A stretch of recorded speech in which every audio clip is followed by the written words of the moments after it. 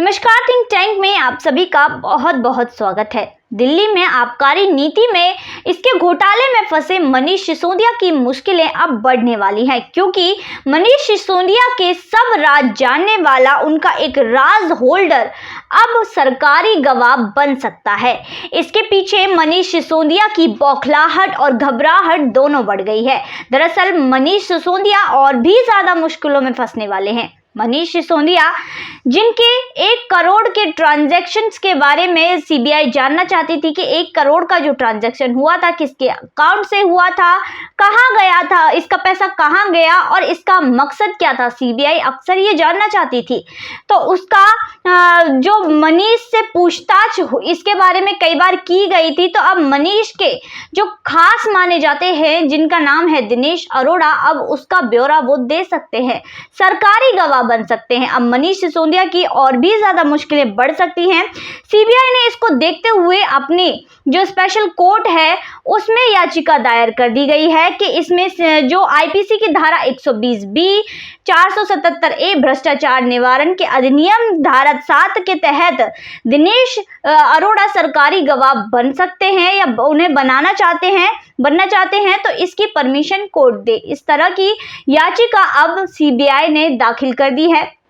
वहीं दूसरी तरफ ये जो घोटाला हुआ था ये 1000 करोड़ रुपए का था। अब इसमें ट्रांजैक्शन कहां से हुए, किस तरफ गए, जिन लोगों ने रिश्वत दी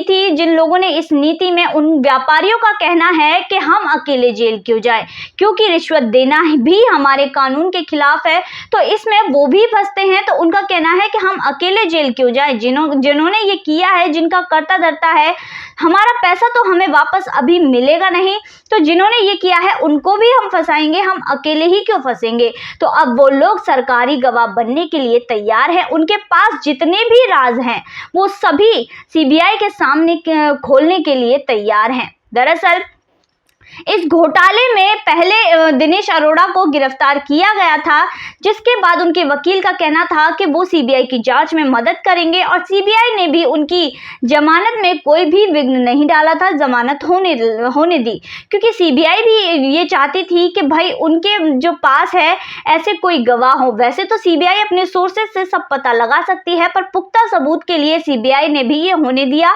और आज स्थिति ये है कि ये लोग सरकारी गवाह बनने के लिए बिल्कुल रेडी हैं, तैयार हैं, जिसके बाद मनीष सिसोदिया के चेहरे का रंग उड़ा हुआ है। वहीं दूसरी तरफ जो इसमें धाराएं लगती हैं, ये जो केस है इसमें धाराएं हैं, ये आजीवन कारावास का प्रावधान रखती है। इसके अलावा सीबीआई जब जांच पूरी कर लेगी तो इस केस को ईडी को सौंप दिया जाएगा और मोदी सरकार ने इन एजेंसियों को इस तरह के हक दिए हैं, इस तरह के सख्त कानून अब बना दिए हैं। जैसे कि पहले ये लोग करते थे,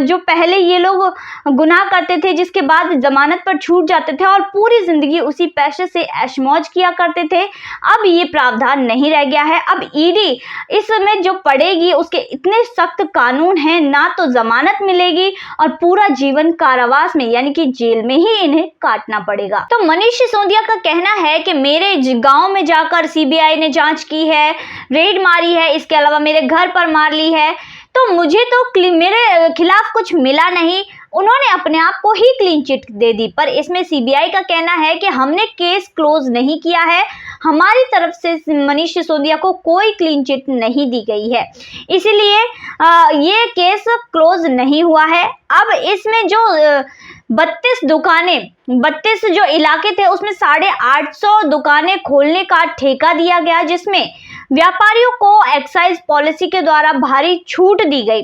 इसमें 144 करोड़ रुपए एक्साइज डिपार्टमेंट में व्यापारियों को छूट दी गई, जिसमें 2% से बढ़ाकर कमीशन 12% कर दिया गया। व्यापारियों को भारी मुनाफा देने की कोशिश की गई, जिसमें मकसद क्या था, इसमें 144 करोड़ रुपए एक्साइज ड्यूटी माफ कर दिया गया और घोटाला यहीं पर हुआ था। इसी जगह पर घोटाला हुआ था जिसमें समीर महिंद्रू के जो यूके बैंक के खाते से 1 करोड़ का ट्रांजैक्शन हुआ, उसके बारे में जानकारी सीबीआई को लगी और सीबीआई इसके पुख्ता सबूत के साथ जो है जानकारी उसके पास थी, बट सीबीआई को सिर्फ एक गवाह की जरूरत थी, जो कि दिनेश अरोड़ा सरकारी गवाह गवाह बन गए। अब जानकारी ये भी सामने आ रही है कि जितने भी लोगों ने इसमें रिश्वत दी थी, इन ठेकों को लेने के लिए पैसे दिए थे, वो सभी के सभी सरकारी गवाह बन सकते हैं।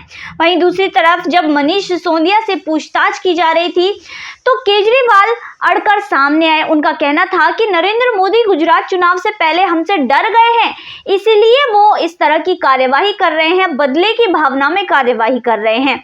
इस तरह की कार्यवाही करने का एक ही मकसद है, क्योंकि केजरीवाल यानी कि आम आदमी पार्टी गुजरात में जीत रही है, तो इस तरह की झूठी अफवाह ये फैलाने लगते हैं। क्योंकि सीबीआई या फिर ईडी, ये जो एजेंसियां हैं, कभी भी प्रेस कॉन्फ्रेंस कर इस तरह की बातें नहीं करती, कभी भी सबूत नहीं दिखाती कि हमारे पास ये सबूत है तो ये आरोपी है, जो कि बिल्कुल क्लीन चिट इसको नहीं मिली है। पर केजरीवाल तो केजरीवाल हैं, झूठों का सिलसिला उनका चलता ही रहता है। तो इसी तरह का काम केजरीवाल ने किया और प्रेस कॉन्फ्रेंस बुलाकर मनीष सिसोदिया के लिए इस तरह की बात कह दी कि मनीष सिसोदिया को गिरफ्तार कर लिया गया है। उनका मकसद ये है बीजेपी का कि वो मनीष सिसोदिया को बदनाम करना चाहते हैं। गुजरात में चुनाव आने वाले हैं, इसलिए मोदी जी डर गए हैं। तो इस तरह की उन्होंने बातें की और अमित शाह ने इसको चैलेंज के रूप में ले लिया। अभी मनीष सिसोदिया को गिरफ्तार क्यों नहीं किया गया है? क्योंकि इस चीज का फायदा ये लोग उठा जाते हैं, सहानुभूति ले जाते हैं पब्लिक से कि वाकई बीजेपी डर गई है या फिर बीजेपी गलत कर रही है, एक बेचारे इंसान को परेशान कर रही है। तो इसकी सहानुभूति ये लोग ले जाते हैं और फिर वो सत्ता में आ जाते हैं, और सत्ता में आ जाते हैं तो इनके ऊपर कार्यवाही करना मुश्किल हो जाता है। तो इसीलिए अभी इनको गिरफ्तार नहीं किया गया है, हालांकि जल्दी इनको गिरफ्तार कर लिया जाएगा। तो आज की वीडियो में बस इतना ही, फिर मुलाकात होगी ऐसी वीडियो के साथ। तब तक के लिए देखते रहिए थिंक टैंक।